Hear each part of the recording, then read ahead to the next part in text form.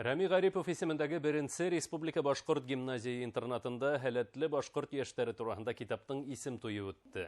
Хәтерегезгә төшерәбез, Башкорт 2.0 исеме астында нәшер ителгән йыйынтык Рәсәйнең төрле төбәкләрендә һәм сит илдәрдә яшәп уңыш казанган милләттәшләребезгә арнала. Басманың авторы Санкт-Петербургта яшәүче Баймак кызы Эльвира Муталова.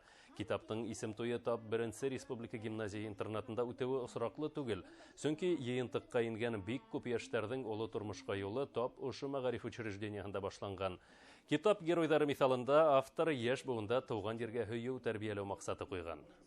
Үзем Рами Гарипов исемендәге беренче ханлы гимназия интернатты тамамланам, алтын медалга һәм үзем Рами Гарипов исемендәге премия лауреаты буларак, гимназия минем өчен ул икенче йортым. Гимназияла мин бик нык актив булдым һәм сәхнәләрендә гел дә алып барусы булып, гомумән бөтә яктан да мин был уку йортымды яратам. Хөрмәт итәм, һәрвакыт килеп йөрим һәм ошында сакырып алуыма бик шатмын.